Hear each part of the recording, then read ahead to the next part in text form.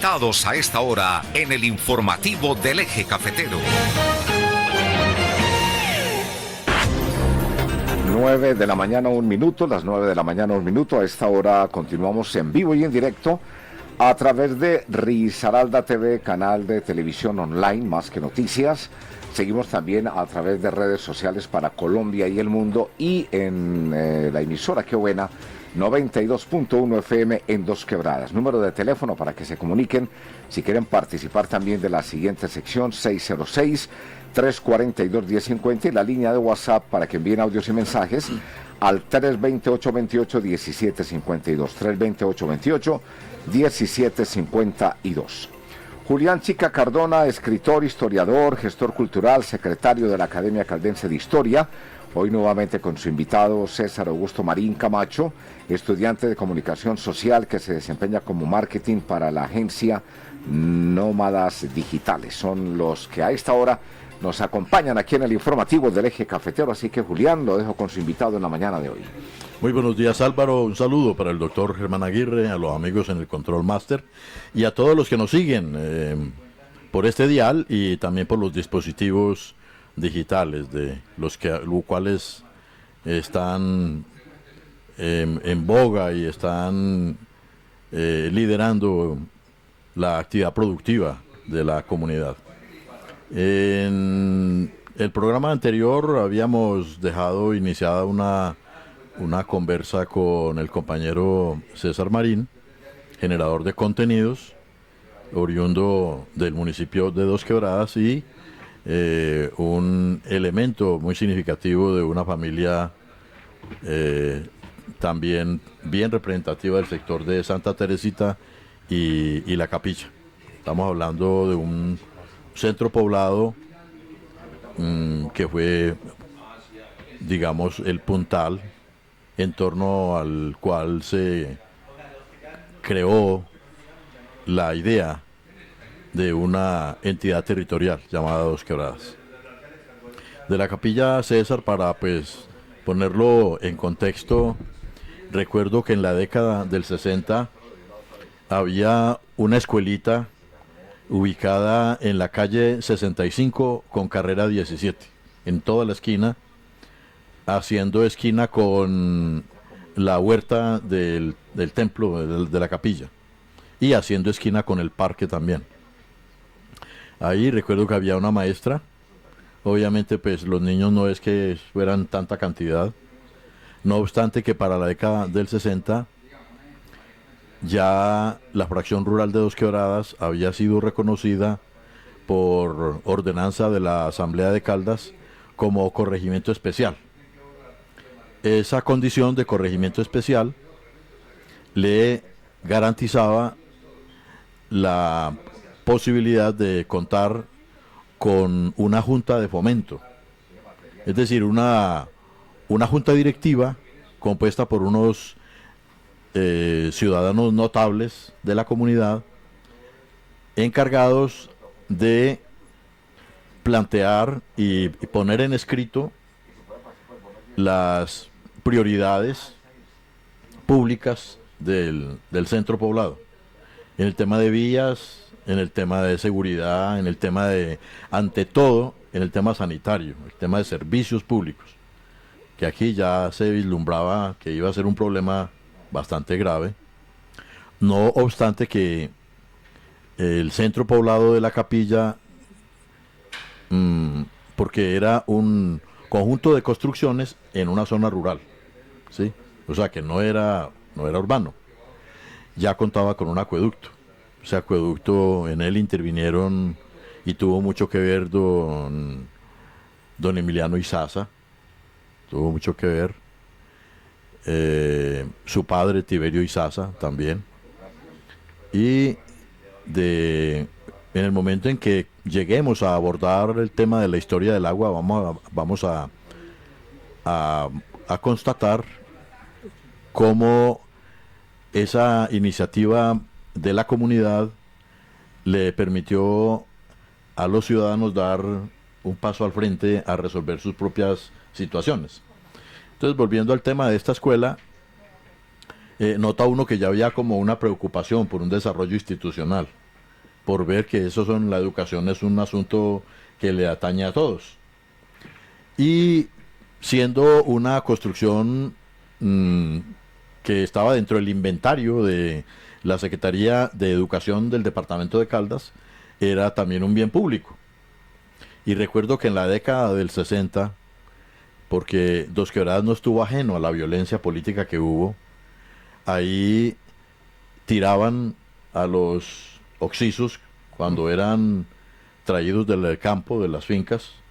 Yo recuerdo en especial un individuo, tal vez de unos 40 y tantos años, tirado en las tablas de madera ahí, como decir, la antesala de la escuela. Era un piso de madera y con sus orificios de bala, como muerto por el impacto de una escopeta, y que estuvo ahí toda una tarde, estuvo ahí toda la noche, porque parece que el inspector de policía tenía el día de descanso. Y entonces, a lo que voy yo es que los niños tenían que ver eso. Y los niños eran precisamente, en medio de esa curiosidad, se iban, pues, impactando y se iban contagiando de todos esos temores, ese miedo a la muerte, todos esos insomnios que venían después de eso. Y nos muestra que esa niñez de esa época tuvo que pasar por todos esos tragos tan difíciles, esos episodios tan duros, que si usted aborda ese tema con los mayores de su familia, se va a dar cuenta que esos niños arrastran una cadena de miedos y de cosas terribles de esa sociedad como estaba en la década del 60.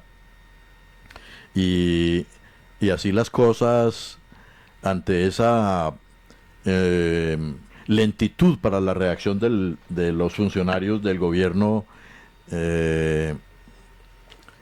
nota uno de qué manera la autonomía sí es muy necesaria. Y siendo que Dos Quebradas para el 59 era ya un corregimiento especial, tenía corregidor, lógico, ¿no? Tenía una junta de fomento y contaba con un presupuesto, por lo menos en teoría, contaba con un presupuesto. Sin embargo, estaba abandonada hasta de Dios, estaba a la buena, mejor dicho, de Dios. Y esos son marcas que van quedando en las generaciones anteriores, que se transfieren, ¿sí? Entonces, ese tipo de cosas son, mire que lo estamos mencionando, eso marcó a muchas de las personas, niños en esa época. Pues yo ya estaba preadolescente, pero esa clase de cosas que también son historia, ¿no?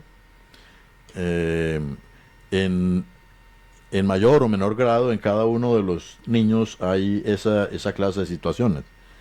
Y lo llamo a colación es precisamente para que abordemos ya el caso suyo específico, qué cosas impactaron esa niñez suya, que ya estaba entre Santa Teresita y la Capilla cuando ya existía el plantel educativo de Mariscal Sucre. Sí, señor. Antes que nada, gracias Julián por la invitación, a Álvaro por el espacio, a todos los que nos están oyendo y escuchando a través de las redes y del dial de la emisora. Mi infancia, la verdad, yo me acuerdo que fue muy grata, más bien de pronto vinculando con el tema aprovechando pues lo que usted dice, Julián, de ese episodio, de esa muerte, de ese muerto, mejor dicho, que les dejaron ahí todo un día frente a la escuela, ahí en la capilla.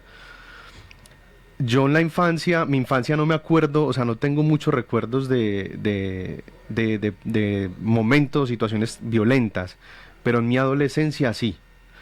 En mi adolescencia sí, yo lamentablemente tuve un amigo que a él lo mataron, justo ahí en la quebrada, el barrio del 7 de agosto. Bueno, la quebrada de ahí donde sacan las piedras, el arenero, exacto, el arenero. Bueno, a él lo mataron ahí. Él ya tenía una esposa, tenía una hija pequeña y la esposa estaba en embarazo, o sea, quedaron dos niñas huérfanas, ¿no? Pero digamos que en ese momento, o sea, a mí me marcó mucho porque él era un amigo con el que yo compartía demasiado. O sea, él creció solo con su mamá. El papá de él no, nunca lo conocimos, ni él lo conoció. Y entonces fue una infancia que crecimos con él. La infancia estuvo marcada y muchos de los recuerdos que yo tengo así, no sé, de graciosos, de caídas, de anécdotas, de cosas chéveres, me acuerdo de él. Le decíamos Coche, me acuerdo de Coche.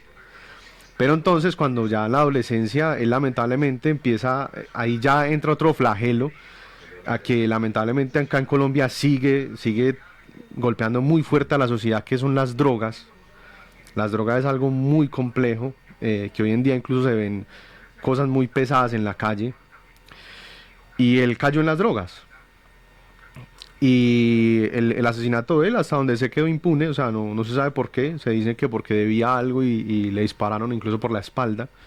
Como que él se fue huyendo, según la escena del crimen y lo que uno puede recrear y lo que le cuentan. Él iba corriendo, como que buscando salvar su vida, y de atrás le dispararon y quedó ahí. Entonces, ese fue un evento que a mí, por ejemplo, me traumó mucho, en la adolescencia. Y luego, durante varios años, pasaron diversas cosas iguales, de mucho asesinato. Se mataba mucho, y entonces eso efectivamente lo marca a uno. Lo marca a uno, como usted bien dice, porque si bien en mi infancia no tuve que ver un muerto tirado frente a mi escuela, pero en mi adolescencia tuve que ver a mi amigo tirado en la quebrada. Entonces eso es complicado, lo marca a uno. Pero yo pienso que de ahí todos tenemos que aprender algo. O sea, tenemos que aprender, ver la manera de buscarle la vuelta a las cosas y evitar llegar, digamos, a los excesos o llegar a estos ámbitos, por ejemplo, de las drogas, el alcoholismo, porque también hay personas que ya el extremo del alcohol y terminan haciendo locuras después de que tienen unos tragos en la cabeza, ¿cierto? Entonces, mi infancia la verdad fue muy tranquila, pero ya en mi adolescencia sí tuve que ver momentos turbios acá que pues, no me gustaría volver a vivir, la verdad. Claro. Y ahí ve uno el papel de las abuelas, el papel de las matronas, cuando se enteran que en la cantina o en la calle o en en un sitio público hay una trifulca y resulta que van a agredir a uno de los miembros de su familia, ¿cierto?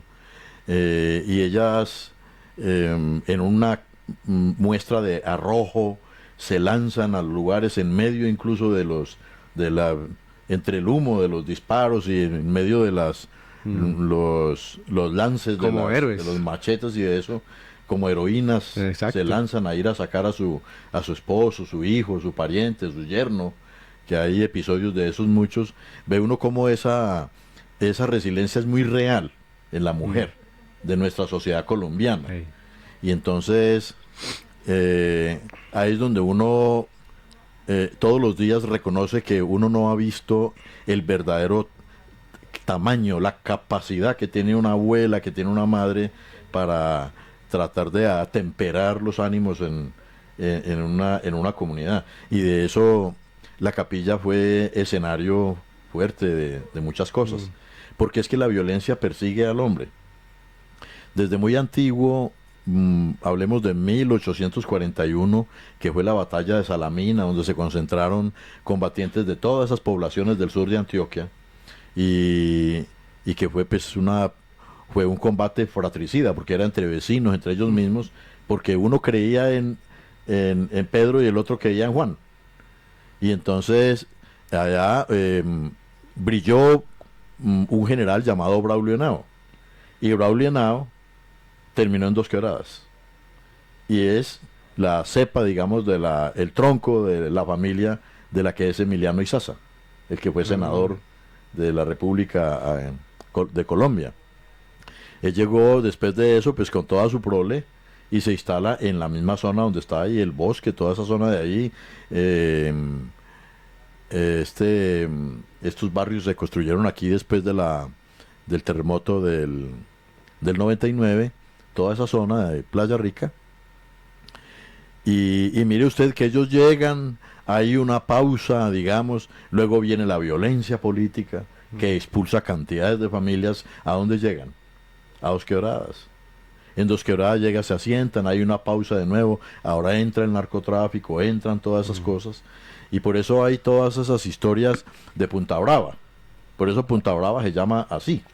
Porque en ese lugar es donde estaban las cantinas, era el lugar donde podía venir los arrieros y los viajantes, y ahí podían pasar la noche, y es decir, encontraban ahí todas las cosas que busca una persona perdonavidas, alguien que está en la aventura y que está de tránsito por un lugar.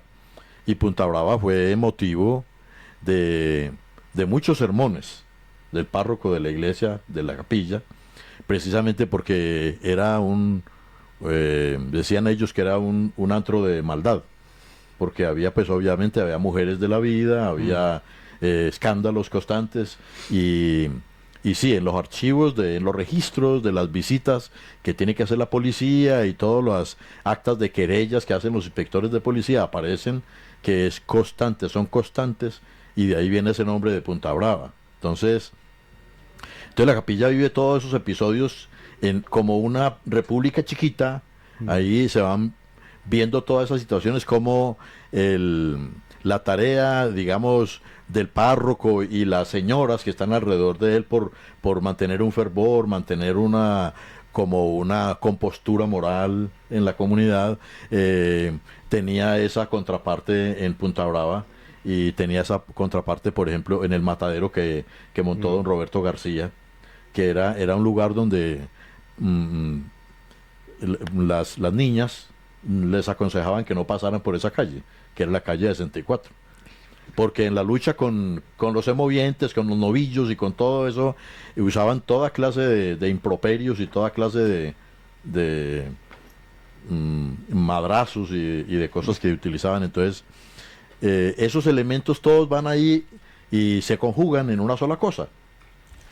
Porque al otro lado está el colegio de las Carmelitas, de Cristo Rey, de las hermanas de Cristo Rey, y encuentra uno que todos esos contrastes completan como una comunidad, una comunidad en formación. La capilla tiene eso. Los otros barrios no encuentra uno esa característica. De modo que, por eso creo que haber estado en la capilla es un momento protagónico también en esa formación de la nueva ciudad. Sí. Como bien lo hablábamos antes, en algunas charlas que hemos tenido, Julián, justamente yo nací en el 88. Esa parte, digamos, no la viví, pero ya Dos Quebradas estaba casi que poblado a lo que está hoy. Pero efectivamente uno sí escuchaba historias. Yo me acuerdo mucho, por ejemplo, del papel de mi abuela ahí en la capilla, en la iglesia. Ella todos los fines de semana, eso era religioso. Todos los fines de semana se iban para allá, ella y un grupo de matronas, vamos a decirle así, sí, porque eran todas abuelas, todas mujeres mayores, que yo pienso que, o sea, ellas iban con una finalidad, ¿cierto? Y era literalmente recoger fondos para que siguiera pues estando la capilla, para hacer una serie de acciones allí. Pero yo siento y yo pienso en este momento que detrás de eso o en el fondo habían más cosas. Y por ejemplo, en el caso, digamos, de mi abuela, yo creo que ella veía reflejada justamente toda esa violencia que de la que estamos hablando, todo lo que se estaba viendo con el narcotráfico, las guerras, que se matan por una cosa, que se matan por otra cosa, cuestiones así o sea, que se matan por unas cosas tan insignificantes. Y ellas hacían eso con la finalidad de pronto de que su familia fuera resguardada. Claro. De que su familia viera el ejemplo, de que había, no sé, o que ir a la iglesia para ser mejor, o de pronto pensando en que Dios los iba a cuidar, bueno, no sé, ¿sí me entiende? Entonces, me acuerdo mucho de mi abuela, y quisiera tocar también un tema, don Julián, si me permite un minuto, del tema de la importancia de la mujer, de cómo la mujer tiene ese valor, pero yo hablo con mi esposa y yo le digo, la familia, el hogar, sin una mujer no es hogar, no es familia. Y para mí mi esposa es muy, muy fundamental. Pero entonces lo que le quería comentar, Julián, es que mientras estuve en Asunción, mientras vivimos en Paraguay, estuvimos investigando un poquito el tema de la historia del Paraguay y de la Triple Alianza, la guerra de la Triple Alianza, una guerra que devasta casi el 80% de la población de hombres en el Paraguay, en esa guerra que se ensaña Argentina, Brasil y parte de Uruguay. Claro, y menores de 14 años. Niños también. Por miles. Sí, o sea, acabaron con los hombres. ¿Y quién levantó ese país? Las mujeres. La mujer. Las mujeres fueron las que levantaron ese país. Y ellas se echaron al hombro, incluso muchas tuvieron que ir a la guerra porque se estaban quedando sin... Ya mandaban a los niños. ¿Qué hicieron ellas? No, tenemos que ir nosotras también. Pero después queda una población del 20% de hombres y 80% mujeres. ¿Y qué hicieron? Empezaron a poblar, a poblar, a poblar. Y uno ve, por ejemplo, que en Paraguay la mujer es muy berraca también. La mujer paraguaya es, usted la ve trabajadora, luchadora, muy parecida a la mujer de acá de Colombia, por lo menos de esta región, que son luchadoras, berracas, echadas para adelante y siguen, sin importar, se cayeron, se levantaron y siguieron, porque siempre hay un objetivo y siempre vienen detrás personas que necesitan que ella les allanen el camino, por decirlo de alguna forma. Entonces eso me pareció muy particular de Paraguay, Julián, no sé si... Sí, claro. Y ahí hay otra cosa que usted me da pie para anotar. Y es el hecho de que la mujer, a pesar de que es así, que es luchadora, que tiene arrojo, que tiene valentía en un momento crítico, es decir, un momento en que la vida está en riesgo de los seres que ama, y sin embargo maneja muy bajo perfil. No le interesa estar figurando, ni que le hagan estatuas, ni nada de esa cosa como sucede con alguien porque descubrió el agua tibia y dice, vea, descubrí el agua tibia, hágame una entrevista. Y uno ve que ese bajo perfil es uno de los méritos más grandes que tienen las mujeres. Al punto que nos vemos nosotros doblegados al hecho de reconocerlas realmente en espacios como estos, como el caso de doña Bernarda. Recuérdeme los apellidos completos de Bernarda. Ella es Bernarda Muñoz de Camacho. Muñoz de Camacho, sí. Son apellidos muy de esta zona, muy de acá, de este lugar. ¿De dónde son? Es decir, aparte de todo eso, de reconocer que la sociedad es una construcción de la mujer, como ser de la vida y como un elemento encargado de salvaguardar también como ese equilibrio, esa convivencia en la sociedad. Es bueno ver esa diáspora de ella, de dónde vienen, ¿cierto? Cómo es, qué formación tuvo desde niña, porque ahí es donde ve uno una mujer cuando se destaca, cuando se eleva en su liderazgo. ¿De dónde venían ellas? Bueno, la familia de mi abuela ellos son de Manizales. Ellos son de Manizales. Y el abuelo, por ejemplo, él sí venía de otra parte, si no estoy mal, de algún sector del Tolima, si mal no recuerdo en ese momento, pero mi abuela era de Manizales, ella y toda su familia son de allá, es más, la mayoría de familia por parte de mi abuela está allá, siguen estando en Manizales. Y antes de llegar acá a Dos Quebradas, ella estaba casada, ya tenía los hijos, ya lo que fue mi mamá, mis tías, mi tío y mis tías, todos habían nacido en Manizales. Ellos, antes de venir hacia acá, vivieron en Villa María. Y después ya se vinieron para acá, para Dos Quebradas, y se instalaron acá en lo que sería Santa Teresita. Y ahí se quedaron, o sea, donde llegaron, ahí se quedaron. Prácticamente, claro. No se movieron de ahí. Sí, ese es un factor diferenciador del municipio industrial muy interesante, es que es una plaza receptora. Aquí fueron acogidas todas las personas que llegaron, encontraron todas las oportunidades que existían, laborales, construyeron entre todos una sociedad. De ahí que sea un error querer concebir un municipio con el criterio de fundadores, entre comillas. No, es que nosotros somos familia de fundadores, cuando aquí lo que hubo fue primeros pobladores. Claro. La fundación es otra cosa. Santa Rosa de Cabal sí tuvo fundadores, porque llegaron al bosque, a la selva cerrada, a talar, y vinieron obviamente con una patente de fundación, con un párroco y alguien que vino a darle oficialidad a eso. De modo que la construcción de Dos Quebradas es eso, ¿cierto? Parte de una construcción ciudadana dentro de unos procesos democráticos, dentro de una capitalización de unos derechos, unos accesos a unas cosas y a un esfuerzo. Y definitivamente la construcción de Dos Quebradas depende en el más alto porcentaje de la mujer, porque cuando llega la fábrica de comestibles La Rosa y llega la de Paños Omnes, el mayor caudal, digamos, laboral que captaron ellos eran mujeres. Muchas mujeres que eran cabeza de familia, porque han quedado viudas o separadas o algo. Y ellas fueron las que construyeron esta ciudad. En la próxima podemos hablar de la mujer bien ya en términos específicos, para que notemos que ese es un elemento del cual deberíamos sentirnos orgullosos. Dos Quebradas, saber que es el constructo de la mujer. Y más que Dos Quebradas es un nombre femenino también. Entonces hasta aquí ya nos llegó el tiempo, Álvaro. Un saludo, nos despedimos de todos nuestros oyentes. Feliz día.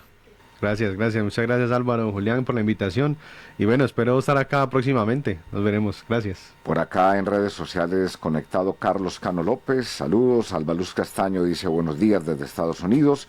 Beatriz Camacho dice estoy orgullosa de mi hijo César Augusto, eres un gran periodista. En redes sociales. Bueno, para Julián Chica Cardona, secretario de la Academia Caldense de Historia, César Augusto Marín Camacho, estudiante de comunicación social, pues un feliz día les deseamos. Gracias Álvaro. Muchas gracias. Son las 9 de la mañana, 28 minutos. Vamos